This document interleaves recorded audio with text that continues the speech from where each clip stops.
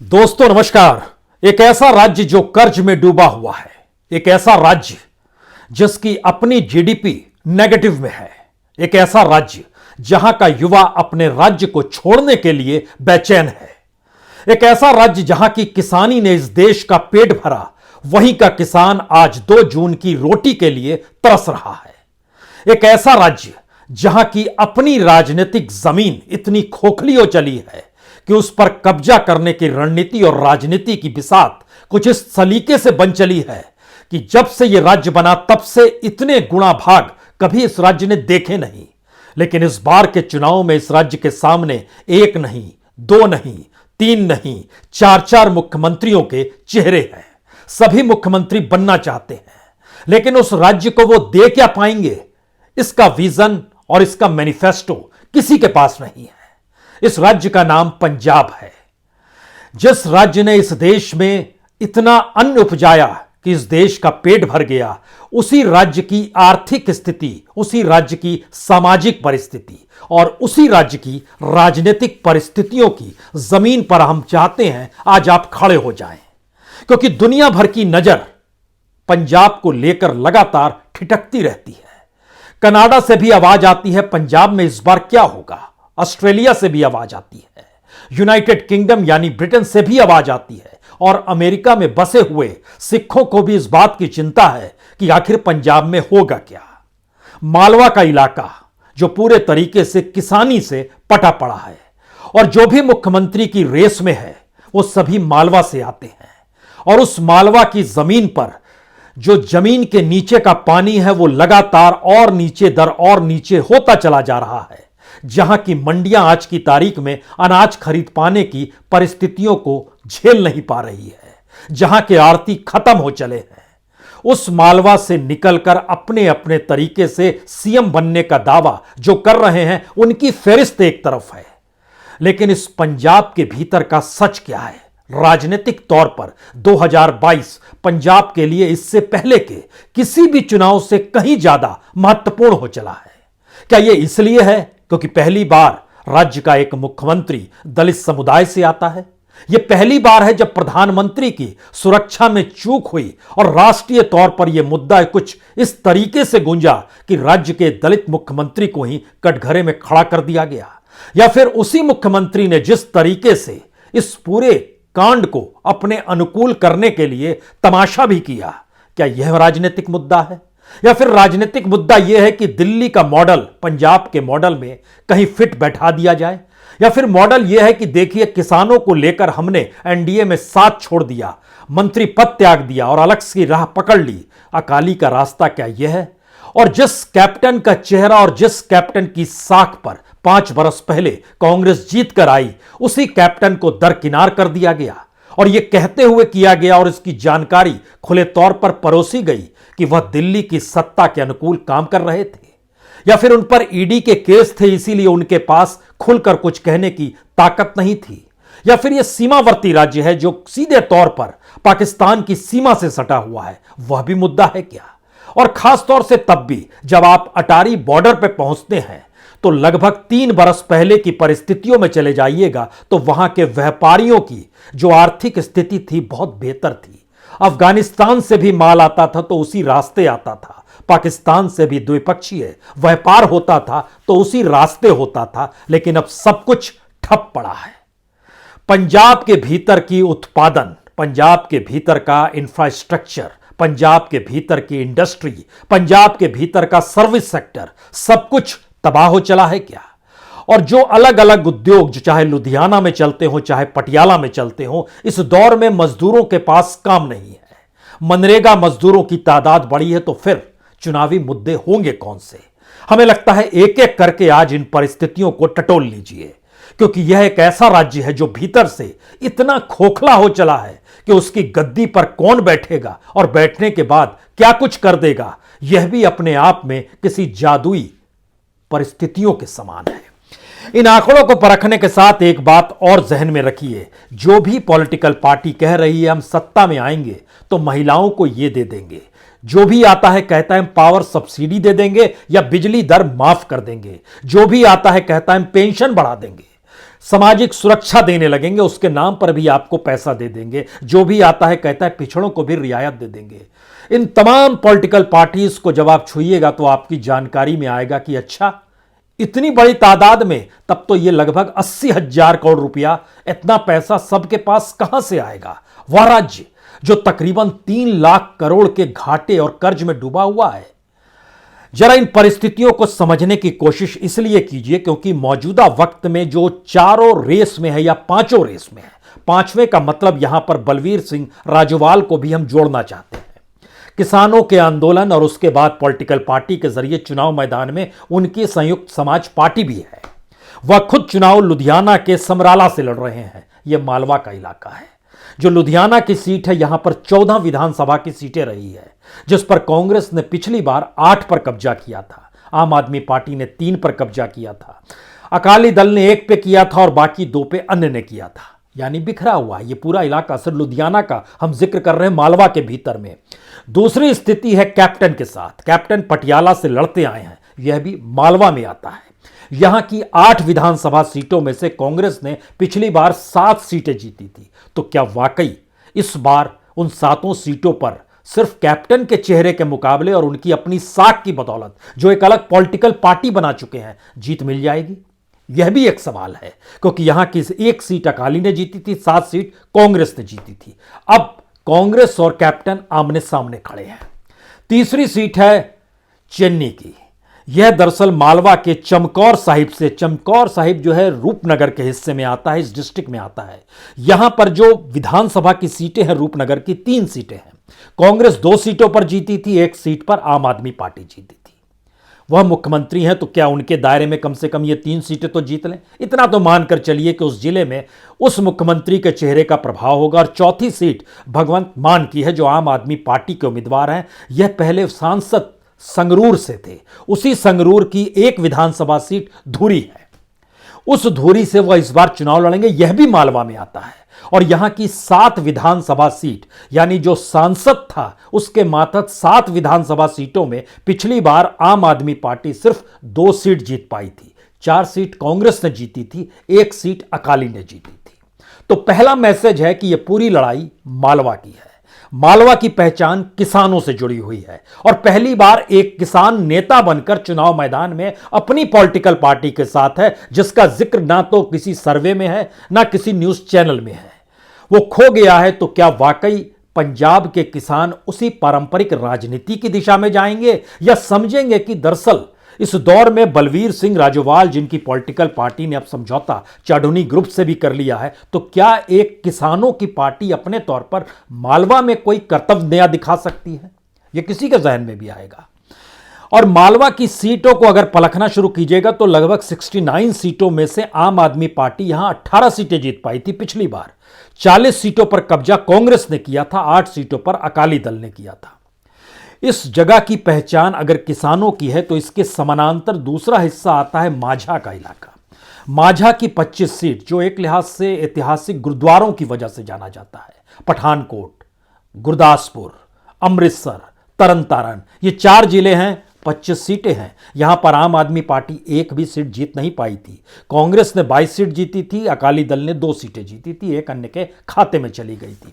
लेकिन इस पूरे इलाके को लेकर अगर उसकी पुरानी परिस्थितियों को टटोलना शुरू करें तो यहां पर चेहरे बड़े मायने रखते हैं। और इसके ठीक समानांतर सतलज और ब्यास नदी, जो इलाका है, जो इलाका है जिसको दाऊबा का इलाका कहते हैं, उस इलाके की 23 सीटों में कांग्रेस ने 15 सीटों पर कब्जा किया था पिछली बार। 2 सीट पर आम आदमी पार्टी जीती थी, 5 सीटों पर अकाली दल जीती थी।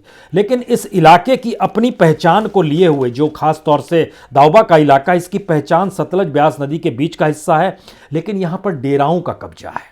तो क्या वाकई डेरा इस बार पंजाब की राजनीति को प्रभावित करेंगे, जब चौकोणीय 4 चेहरे निकल कर आ रहे हैं और उन 4 चेहरों के इर्द गिर्द बीजेपी भी कहीं ना कहीं है? तो क्या इसका प्रभाव होगा? और इसके साथ साथ जो खास तौर से किसानों की अपनी पॉलिटिकल पार्टी है, उसकी मौजूदगी भी है। इस इलाके के भीतर में हिंदुओं की तादाद, दलितों की तादाद बहुत ज़्यादा, और दलितों की मौजूदगी जो यहाँ पर है वो कॉम्पिटिटिवली संपन्न है, पढ़े लिखे हैं पंजाब के दूसरे हिस्सों की तुलना में। और चूंकि पंजाब में दलितों की संख्या बहुत ज़्यादा है और ऐसे में चेन्नई की मौजूदगी जो है इस बात का एहसास हर किसी को कराती है कि शायद उनके पक्ष में चीज़ें चली जाएं। यह एक सियासी प्रक्रिया है, लेकिन पंजाब के भीतर जो भी कुछ दे रहा है उसने कई सारे सवाल हैं। जब आप मालवा से निकल कर लड़ाई लड़ रहे हो तो मालवा के किसानों को लेकर आपने कुछ सोचा है? वहां पर जमीन के नीचे का पानी लगभग 100 फीट से 200 फीट तक नीचे जा चुका है। खाद की विनाशक परिस्थितियां या कीटनाशक की विनाशक परिस्थितियों ने वहां पर बीमारियों को फैलाया है। जमीन को बंजर करना, या कहें एक दो फसल ही आप उपजा सकते हैं, उसके बाद नहीं बढ़ सकते, इन परिस्थितियों में लाकर खड़ा कर दिया है। यानी किसानों के सामने आने वाले वक्त में एमएसपी का मुद्दा आंदोलन के जरिए निकला, लेकिन जब धान और गेहूं के अलावे किसानों के सामने कोई दूसरी फसल उपजाने पर कोई कीमत ही ना मिलती हो, तो फिर वहां पर किसी पॉलिटिकल पार्टी ने किसानों को लेकर कोई अपनी वाइट पेपर को लेकर आया है कि हम ये करेंगे और ये नहीं करेंगे? नहीं है। सबने कुछ ना कुछ देने का जिक्र किया और देने का आधार जो है वो इस आधार पर टिका है कि हम अगर सत्ता में आ गए तो हम आपको यह सुविधाएं दे देंगे। जबकि पंजाब की अपनी माली स्थिति कितनी कमजोर हो चली है इसका अंदाजा सिर्फ इस बात से लगाया जा सकता है कि वहां पर इकोनॉमी कर्ज में हर बरस दर बरस डूबती चली गई। जब पहली बार अकाली सत्ता में आए, यानी इस 21वीं सदी में, उस समय पंजाब के ऊपर कर्ज तकरीबन 32,000 करोड़ का था। 2002 का हम आपसे जिक्र कर रहे हैं, 2007 में रहे, फिर 2007 में वो आए, 32,000 को उन्होंने आगे जब बढ़ाया तो वो 2012 में 80,000 करोड़ तक पहुंच गया। 2007 में अकालियों का चुना जाना, 2012 में अकालियों का चुना जाना, और 2017 में जब कांग्रेस के पास सत्ता आई तो कर्ज में डूबा हुआ राज्य 1,82,000 करोड़ में पहुंच गया। और अब जब चुनाव होने जा रहे हैं तो यह 2,82,000 करोड़ में पहुंच जाएगा। इतने कर्ज में डूबे हुए राज्य के भीतर में जो ऐलान है पॉलिटिकल पार्टीज का, सब्सिडी के नाम पर, सुविधाओं के नाम पर, हर महिला को 1,000 रुपए देने के नाम पर, पेंशन के नाम पर, मुफ्त बिजली के नाम पर, पिछड़ों की रियायत के नाम पर, 85,000 करोड़ रुपया तो ये हो गया, कहां से लाएंगे? और खास तौर से तब जब वहां की अपनी परिस्थिति बतलाती है कि जो आय है उससे ज्यादा खर्चा है, यानी कमाई कम है, खर्च ज्यादा है, और जो जरूरी खर्चा है उसको भी जुगाड़ना राज्य सरकार के लिए मुश्किल हो गया है। वह भी आरबीआई से पैसा लिया जाता है। आप कहेंगे क्या मुश्किल हो गया है? जनाब, सैलरी देना, बिल्डिंगों के रख रखाव के लिए जो पेंशन दी जाती है, जो रिटायरमेंट होता है उसको जो सुविधाओं के साथ भुगतान किया जाता है, इन सारे खर्चों को भी अगर जोड़ लीजिएगा तो भी यह लगभग 40,000 करोड़ को छू देंगे। यानी सैलरी है, मजदूरी है, पेंशन है, रख रखाव है इमारतों का, और रिटायरमेंट के बेनिफिट्स देने की बात में ही 40,000 करोड़ रुपया खर्च हो जाता है। कहां से पैसा आएगा? किसी ने बताया है? किसी पॉलिटिकल पार्टी ने इस बात का जिक्र किया है कि हमारे पास कोई मॉडल है? या सिर्फ यह मॉडल है कि हमारे पास एक वहां मॉडल है, एक हमारा वहां मॉडल है? तब तो हम लोगों ने 2014 में गुजरात मॉडल भी सुना था।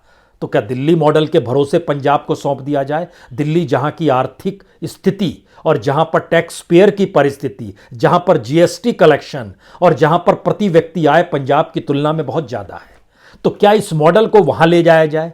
या फिर इन परिस्थितियों में लेकर आया कि नहीं नहीं, पंजाब को कॉम्पिटिटिवली और बेटर बनाने के लिए आप हमको एक बार और सत्ता दे दीजिए, ये जो राजनीतिक दल मांगते हैं? क्या वाकई ऐसी स्थिति है?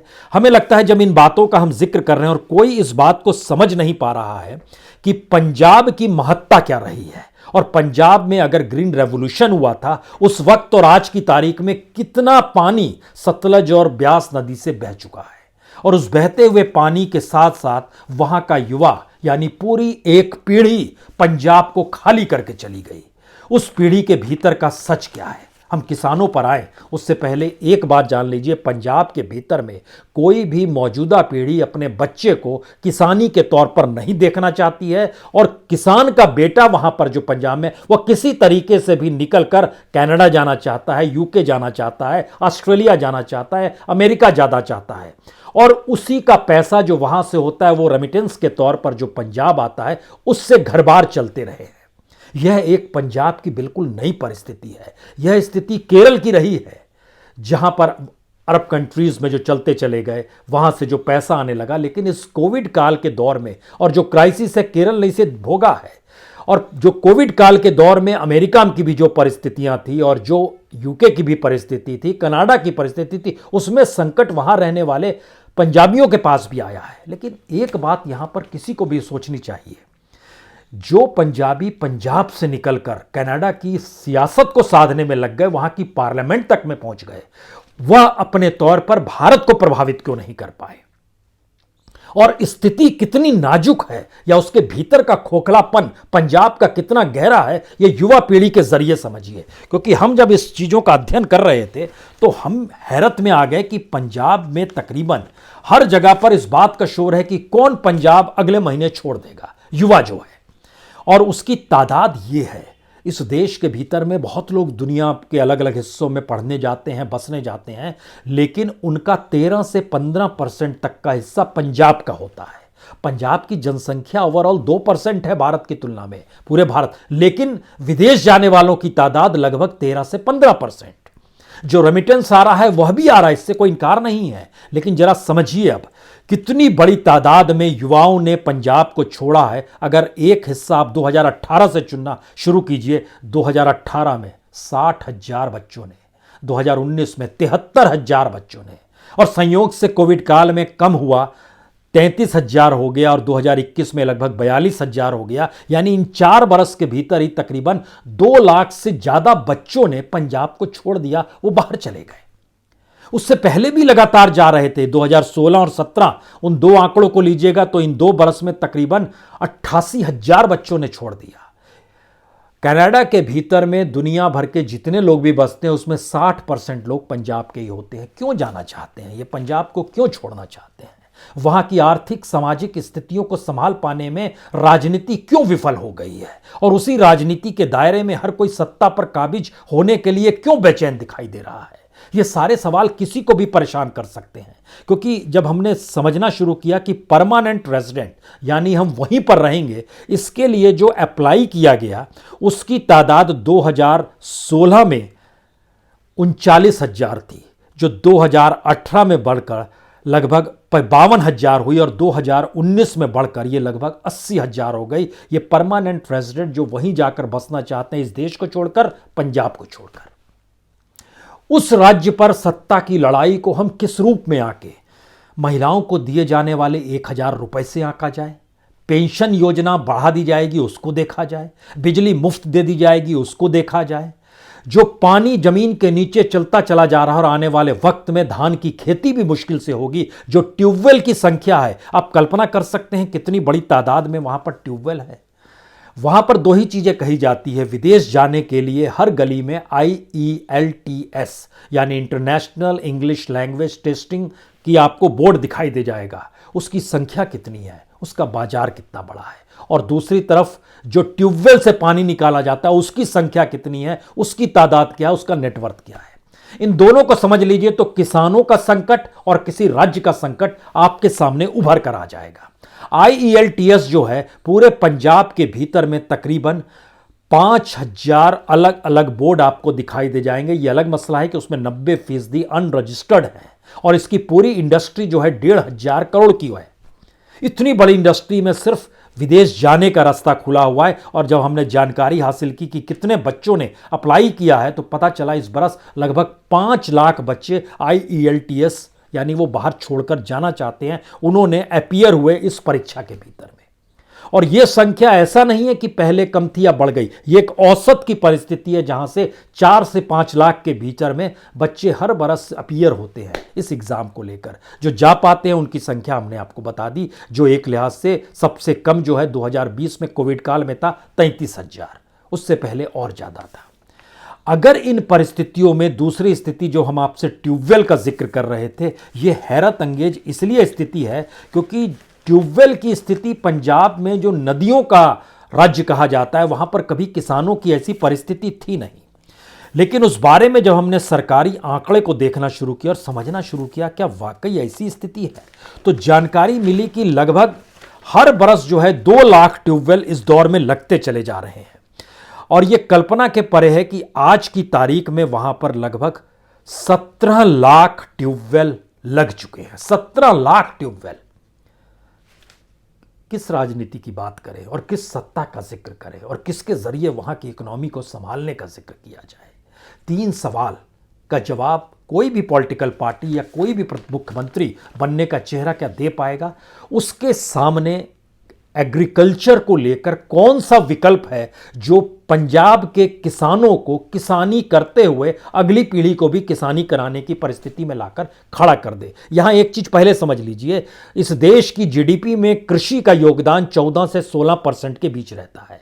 पंजाब के भीतर में कृषि का योगदान 25 से 30% के भीतर रहता है। और जिस काल में इंडस्ट्री बैठ गई, मैन्युफैक्चरिंग बैठ गई, सर्विस सेक्टर बैठ गया, उस काल में भी एग्रीकल्चर ने पंजाब को बचा कर रखा। हम इस बात का जिक्र कर रहे हैं, इन सब के बावजूद भी वहां पर गरीबी, मुफलिसी और जिस तरीके से है, क्या इसका कोई उपाय किसी पॉलिटिकल पार्टीज के पास है कि अल्टरनेटिव उसके पास क्या है, विकल्प क्या है, वो किस रूप में चीजों को खड़ा करेगा? क्योंकि अगला हिस्सा जो आता है वो गरीबी का आता है, जो और डराने वाला है।